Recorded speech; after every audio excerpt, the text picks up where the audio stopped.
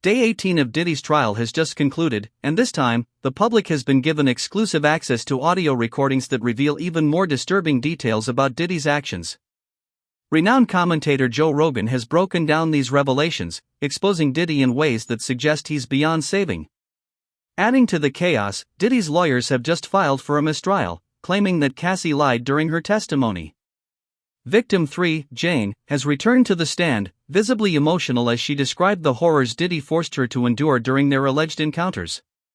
There's a lot to unpack, so let's break down what we know. Then there's also like people that are elites, and that's their thing. Like their thing is to do something that is horrible, and it's not available to other people. So it's like, I think there's like a sickness that people have when they have power, like extreme power, and then well, what else can I do? What else can I do? What else is what else is taboo? What else is forbidden? Like all this Diddy shit that's coming out. Like, I was just gonna say, doesn't that sound topical? Jesus Christ! The first day of the trial, did you pay attention to any of that stuff? I looked at it for like 10 minutes this morning, and I was like, I gotta stop. I can't look at this. Well, what freaks me out is the people sitting in the courtroom listening to it. Right. And there's a wide spectrum of people that are getting subjected to it, and you just sit there and go, yeah, well, not only that, how about the fact that this guy was running this for decades? He was doing this for decades. To who knows how many fucking people, and everybody was scared to talk about it because he'd have them. Diddy's behavior is deeply disturbing. The things he and other powerful elites involved in sex trafficking rings are alleged to have done to women are beyond sickening. These individuals crave power and use humiliation as a weapon. Cassie testified that Diddy would sit in the corner, controlling every aspect of these encounters, telling male escorts what to do and where to finish. If Cassie disobeyed or showed any signs of resistance, Diddy would become violent, throwing her around.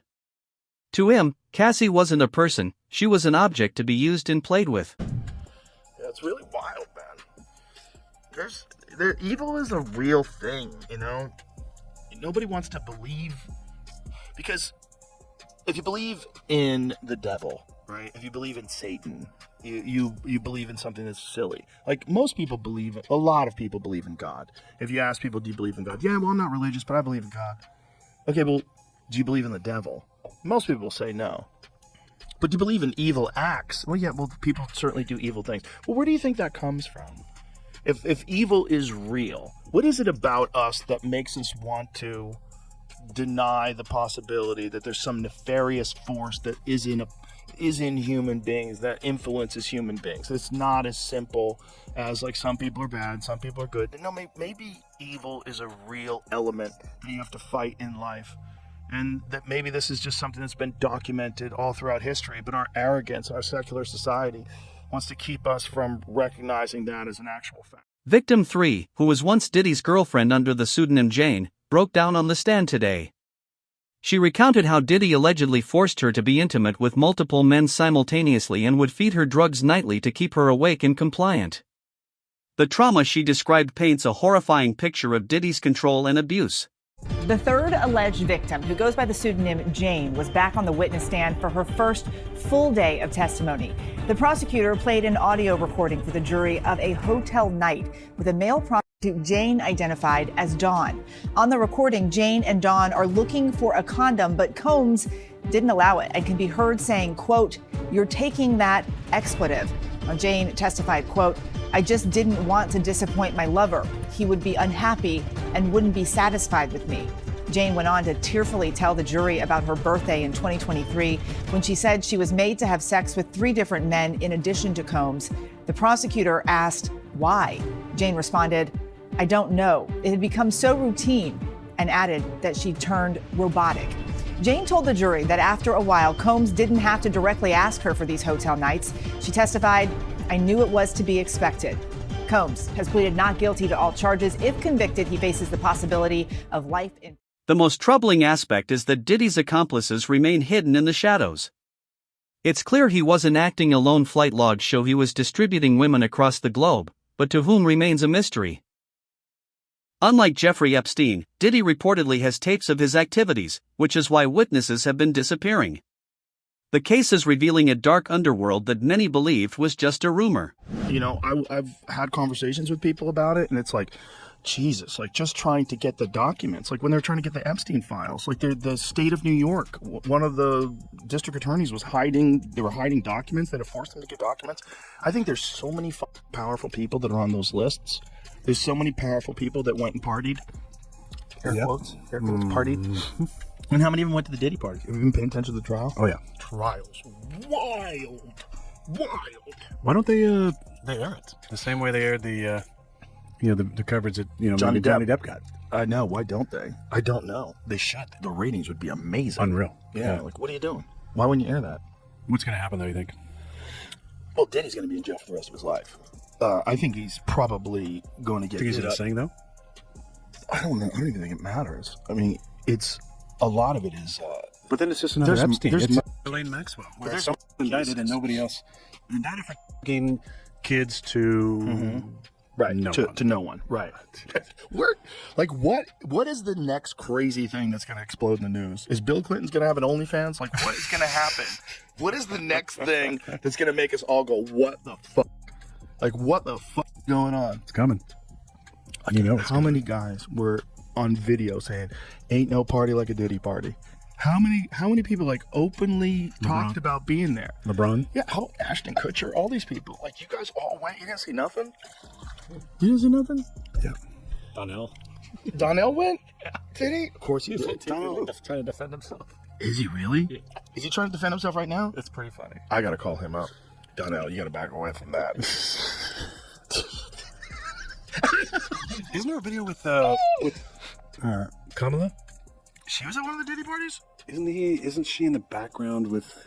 It might have been the difference between Diddy parties and freak-offs. Oh my god. They're getting shit too because he's sitting in his little... Oh, the guy from Chappelle Show? Yeah. And then Dave's there too, and then Russell Simmons too. Oh boy. But is that at a party or is that just a group of them together? They were like on a yacht or something like that. Okay, but that's not the Diddy party. No, yeah, it's not like they were at kind of stuff. I think.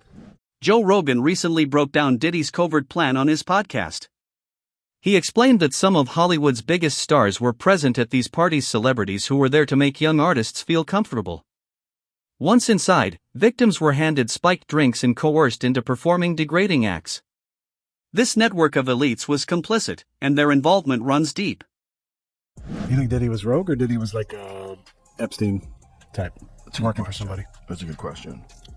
Well, it would be a great way to compromise celebrities. Yeah. And get them to say whatever you want them to do, get them to do whatever projects you'd like them to do. And, if you're a bunch of other celebrities are there, you're like, oh, look, Bill Clinton's here. This is fine. Yeah. This is cool. Look at this. Like, Brad Pitt's here. Oh, this is cool. You don't even think there's anything wrong with being there. Meanwhile, you're getting drugged up and filmed. And then they're passing out punch. Have some punch, Aaron. And you have some punch, and all of a sudden you're like, I'm feeling really good. I just feel amazing. You're all mocked up. You don't know what the fuck you're doing. Probably a combination of things they give you. And it's all being filmed. Crazy. Now, if that's not an intelligence agency operation, it's just one evil super genius who figures out how to compromise everybody by providing this crazy freak-off party. Everybody's got to put their phones away. Okay, we're going to put our phone away. No one's going to know anything. Yeah, it means like cameras everywhere. It's just one guy doing that. What a diabolical human being. Yeah. He seems pretty diabolical. He's probably working with somebody. Or for somebody. Maybe. And maybe he just got too far out there. Some of the shit that came out in the trial, though, like he's forcing his girlfriend to have sex with prostitutes while he was sitting there jacking off with a bandana on. She'd rub the in his nips. Like, what are we even talking about? There's so many horrific accusations, though, involving young singers, like children. Yeah, it's disgusting. It's insane. He makes R. Kelly look like a decent guy. Yeah. It's so crazy. It is crazy. And meanwhile, the guy was like hanging out with Oprah, hanging out with Obama. Jay-Z, everybody. I'm sure the Clintons were there at some point. Maybe Bill. Why are witnesses suddenly vanishing? Joe Rogan suggests that the recent raid on Diddy's mansion may have been orchestrated to eliminate evidence. Now, multiple witnesses who could have named Diddy's accomplices have mysteriously gone silent or disappeared altogether just months before the trial. It raises serious suspicions about a cover-up at the highest levels. I mean, everybody hung with Diddy. That's the other tricky thing. Like, Diddy hung out with everybody. And I've spoken to a bunch of people who are like, yo, great dude, like, always there for you, never asked for a single thing. Till 1 a.m. And then then freak off. everybody says, "Get out of the house." Yeah. It's like the gremlins start eating after midnight. Everybody who tells the stories like, I saw her go upstairs and these dudes are fucking like right on the couch. Yeah. And then I go in this room and these guys are fucking. And it's like, and pros. Like apparently he was getting male gigolos to fuck girls. That girls. Yeah, that was one of the rumors, like the Male freak off. So he would gigolos. hire the professional dicks to have sex with the girls, and I think he would watch allegedly. That's what was alleged, I think. Yeah, there's a lot of crazy stuff going on, and that's the other thing. Like, I wonder, like, is that just a power thing? It's a Caligula thing. What does that mean? Caligula, like the emperor. Did you ever see that movie, Caligula? No. It's about just Roman empires being completely out of control. Caligula was like almost like porn, and it was a movie made, I want to say in the 70s. It's a crazy movie. But it's just detailing extreme excess where you can never fill the hole. But what is the hole you need to fill? Like, I'm trying to find, like, what's the Just catalyst? chaos. What year was this? 79. Yeah. That's Malcolm McDowell, right?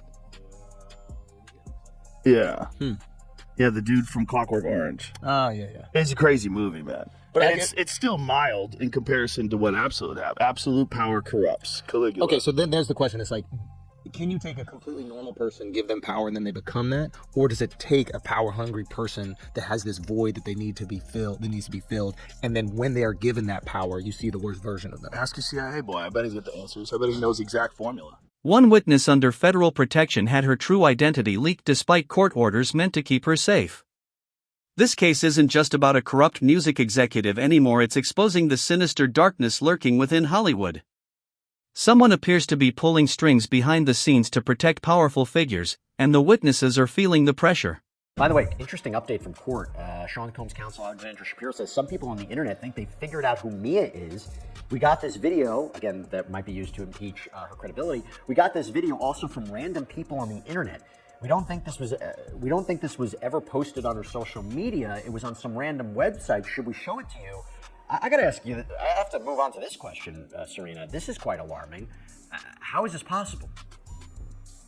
I have no idea how it's possible, and I'm sure Mia is probably, panicking in this moment in time. Like, are people stalking her on the internet, trying to figure out her identity?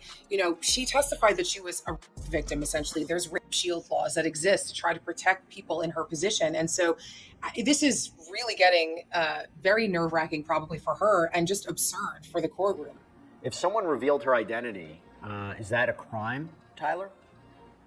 No, it's not a crime if somebody revealed her identity, especially if they're not a part of this case. The reason they have these confidentiality orders and protective orders is for the parties involved to do their best to protect a Jane Doe or anybody proceeding under a pseudonym's identity. It is possible for the public to learn their identity, but it's really the people who are part of the case who are agreeing to protect her confidentiality. Once you got into that on that stand, it's very possible that somebody knew her identity. What I find more troubling and less likely is if this video is being sent by random people on the internet, and that's what they want to proffer as evidence in this criminal trial. I find that hard to be admitted. If they could track the video from one person who could confirm the identity of the person, and then it can be used for impeachment evidence, that's different. But random people on the internet sending videos, that opens the door to a can of worms. As the investigation deepens, the plot thickens. Some speculate that Homeland Security was involved instead of the FBI due to sensitive national security concerns. Photos have surfaced showing 3 U.S. presidents and British royalty at Diddy's parties. Could revealing these tapes threaten national security? The motives for hiding the full extent of this scandal seem even darker. I don't know. There's a lot going on. A lot of rumors are flying. The rumors are that Diddy was running some kind of Epstein-type deal where he was filming everybody, right? That's the rumors. Yeah, I don't know that there's any proof or anything other than that. The thing is, like, we're getting the rumors from the internet, and the internet thinks that the Taliban took out that bridge in Baltimore. So it's like, who knows?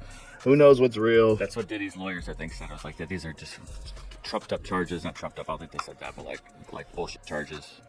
Dude, when Homeland Security invade your house, you got brought with dudes with guns and body armor. Someone said that they weren't there to take stuff; they were there to delete everything. Like the real people that were in there. Oh, that's funny. Oh, that's funny. That's fine. Of course. There's layers upon layers. When you get into these fucking conspiracy theories, man, they never end. They never end. There's just layers upon layers upon layers. It's fun to talk about. It is fun to talk about. It's hard to know what's true. But wow, people genuinely love it when someone like Diddy gets caught, though. The glee that people have is weird. Why? Because he's too successful. Also, it's like there was always so much East Coast, West Coast that's still like in the zeitgeist, you know, like with Biggie and Tupac, and they were all hating at each other, and they both got killed, and there was a lot going on. And then there's people that thought that Puffy was involved and Suge Knight was involved. Allegations implicate dozens of unidentified witnesses and alleged co-conspirators around the world. And some of the key witnesses to the supposed incidents are dead. Basically meaning, how can we defend against it? The defense is not even permitted to share the identities of the individuals described in the disclosure letter with Mr. Combs until April 18th, further hampering defense counsel's ability to investigate. Collectively, these new allegations require many months, if not years, to investigate, and if admitted, would require a series of mini-trials certain to double the length of a trial the government originally said would last 3 weeks. So this is an explosive allegation that on its face, I don't know if I necessarily disagree with. If they are bringing in evidence of uncharged conduct, wouldn't the defense have an opportunity to investigate it and challenge it? It seems like they're making a point. So if this evidence is allowed in, there is a chance this could delay the trial significantly. We all know Combs wants to go to trial, but how can he properly defend himself against this in just a few weeks? Victims have described feeling completely trapped. Diddy controlled every part of their lives and even threatened their families. One witness, who testified under the name Mia, claimed Diddy brainwashed her into believing that if she ever went to the police, he would take care of her permanently. Fear and manipulation kept many silent. Here in New York, we are in week 4 of Sean Diddy Combs' criminal trial. The music mogul has pleaded not guilty to federal charges against him. Prosecutors continue to call witnesses who say they were victims of Combs' alleged abuse. Jerika Duncan has the latest, and we warned you that some of the details may be disturbing.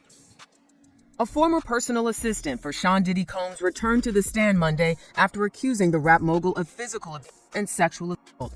Testifying under the pseudonym Mia to protect her privacy, she alleges that Combs groped and raped her. She told the jury she didn't speak up because she, quote, would have been silenced and would have lost everything. On cross-examination, defense attorney Brian Steele tried to undermine Mia's account, insinuating she lied about the abuse and was after Combs' money. This is the type of questioning you do in a he said, she said type of situation where there is no corroboration. This was the perfect opportunity for the defense to get aggressive, to point out those inconsistencies. Steele showed jurors dozens of examples of Mia sending friendly, supportive texts to Combs for years after her employment with him had ended. Steele also emphasized that before the trial, Mia didn't mention sexual assault allegations until after Cassie Ventura's lawsuit. On the stand, Mia told the jury, "I have never lied in this courtroom. Everything I've said is true." She testified that she didn't come forward sooner about alleged abuse because she was, quote, terrified and brainwashed after working for Combs. It only takes one juror to throw a wrench in the prosecution's plan and not get a conviction. If even one juror gets back there in that deliberation room and causes some reasonable doubt, that could be the defense's case. Brianna Bongolan, a friend of Cassie, testified that Diddy once dangled her off a 17th floor balcony and witnessed him throw a knife at Cassie. She recounted seeing bruises and injuries on Cassie but felt powerless to intervene, terrified of Diddy's political connections. Diddy's influence convinced those around him that reporting crimes would only bring harm to the victims, especially Cassie. An alleged sex-trafficking victim is expected to testify here today that Sean Combs used lies, drugs, and threats to force her into freak-offs. After the jury hears more from a different woman who claims Combs hoisted her over that balcony. This morning, a critical witness for the prosecution, a woman testifying under the pseudonym Jane, who prosecutors say began a secret relationship with Sean Combs in 2020 and spent years in hotel rooms for forced sex. Jane's testimony will follow the cross-examination of Brianna Bongolan, known as Bonna, who described years of drug use with her friend Cassie Ventura. Cassie, all the way right! And she testified Ventura FaceTimed her before the premiere of her movie The Perfect Match. I want to try something new. What did you see? Prosecutors asked. Her black eye, Bongolan said. I was a little quiet, and I remember saying, I'm sorry. Bongolan testified Combs once hoisted her over this balcony after barging into Ventura's apartment on the 17th floor. For a split second, I was thinking about if I was going to fall. She said Combs kept yelling at her, you know what the expletive you did, before throwing her onto this furniture, leaving bruises.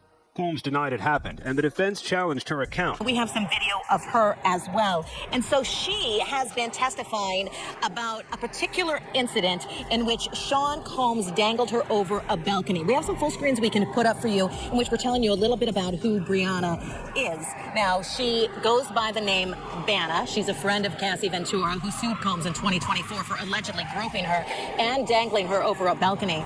She testified about this incident. So Cassie Ventura testified about this particular incident, testifying under an immunity order granted by the judge. So yes, Brianna is under immunity here, immunity order. She got on the stand earlier and she invoked the fifth. So the big thing, the big takeaway from her testimony is about being dangled over the balcony. Defense counsel has really been trying to tear her testimony apart, attacking her credibility as well as inconsistent statements they're saying that she has made as to where exactly this dangling incident took place, saying that Cassie Ventura said it happened in a hotel, but you're up here on the stand saying it happened in an apartment, basically indicating that her and Cassie are colluding together just in order to get money from Combs, because Brianna has filed a $10 million civil suit against Sean Combs. Diddy's chief of staff is the only person named so far in the trial. He's being compared to Ghislaine Maxwell, an accomplice in Jeffrey Epstein's network. Court evidence shows that Diddy's chief of staff, Christian Quorum, reportedly paid bribes to suppress evidence. Diddy's ties extend into politics, with connections to New York Mayor Eric Adams and federal officials, helping him evade arrest for years. Diddy's former chief of staff, Christina Quorum, had evidence found in her phone that was seized. Today, we heard the testimony from Eddie Garcia, who was a security guard at the Intercontinental Hotel. And he said that Christina Quorum and Diddy reached out to him multiple times to try to get possession of that video of Diddy and Cassie Ventura, which he later claimed that him and his manager made this video disappear for Diddy, and they were paid $100,000. After his bombshell testimony, the government said, I'm going to enter a stipulation into evidence. During a search at the Miami airport, law enforcement seized 2 cell phones from Christina Quorum. And they are talking about when they rolled up on Diddy trying to get on his private jet when they were raiding the house in Miami and in LA. And after re-looking at all of those photos, I was able to confirm Christina Quorum was with Diddy this day. And this is when they took both of her cell phones from her. Weirdly enough, this is the very last time that we would publicly see Christina Quorum with Diddy, and before she would go ghost, deleting all of her social media accounts, even her LinkedIn. Now the government is saying that there was evidence in one of these cell phones. There was 24 contacts, including one for Eddie My Angel. Eddie Garcia, the security guard, just had testified that Diddy kept calling him Eddie My Angel after he got the video for Diddy. And they were also able to confirm that it was Eddie's cell phone number that was attached to this name in this phone. And if you remember in his testimony, he said Christina Quorum even called his personal number to try to get him to get this video. And there was another contact that said Eddie My Angel, friend, Intercontinental. There was also a photo of the IDs on Christina Quorum's device. In Eddie's testimony, he said that Diddy made them hand over their IDs before they signed the NDAs and got the $100,000. Eddie Garcia, the hotel security supervisor, testified that Diddy and Christian Quorum pressured him into signing an NDA related to the assault on Cassie. Garcia revealed that Diddy's team desperately tried to delete a video of the incident, offering him $100,000 in exchange for destroying the footage. The cover-up continues. Today, the jurors in his trial heard from a former security supervisor at that hotel. His name is Eddie Garcia, and he testified that not long after the attack happened, Diddy's chief of staff, Christina Quorum, called him to ask for the footage. He said that he told her no on the phone, and again when she showed up in the lobby, said he told her no again. But that night, Garcia testified, Christina Quorum called him again, and this time she handed the phone to Diddy. Garcia told the jury in Combs' federal trial that Puff said if that video ever got out, it would ruin his career. He testified that Diddy promised to, quote, take care of him if he could only find a way to get that video. And so, Eddie Garcia, who was promised immunity to tell the truth in court, reached out to his boss, who agreed to sell the video for $50,000. And the following day, Garcia brought a USB drive with that video to a meeting he said included Diddy, that chief of staff, Christina Quorum, and one of Diddy's bodyguards. But before handing over that little USB stick, Garcia said he told Diddy he was worried. He was concerned he might be implicated in a crime if Cassie Ventura ever called the police and complained. At which point, according to Garcia, Diddy had a plan. FaceTimed Cassie and ordered her to, quote, tell him you wanted this too, Cassie. A freshly beaten up Cassie was there on the FaceTime wearing a hoodie and complied with Diddy's demand, Eddie testified. He then said he signed a contract swearing that no other copy of the video existed and swearing him to silence with $1 million penalty if he ever spoke of what he saw or of what he did, i.e. the payoff. In return, Garcia says he was handed a bag containing $100,000, double the amount that Garcia's boss had asked for. There's a real possibility that this trial could be dismissed. Diddy's lawyers have just filed for a mistrial, claiming that federal prosecutors presented false evidence specifically regarding the allegations that Diddy dangled Brianna Bongolan. If their request is granted, Diddy could walk free, and the case might be shut down before justice is served. This just happened on a Saturday. Diddy's attorneys have filed for another mistrial. They are claiming, these are their claims, that the government knew that Cassie was lying in her testimony. And I'm going to go over all of this in an episode that should be up tomorrow because we're cross-referencing Cassie's testimony, Bonna's testimony, but what they're mainly arguing, in essence, is that Cassie testified on the stand that she saw Sean Combs, Diddy, dangling her friend Bonna off of a 17th floor balcony. And the defense is saying in their motion, well, that can't be true because the government has text messages between Cassie and Christina Coram where Cassie texts her, hey, I just found out some crazy shit.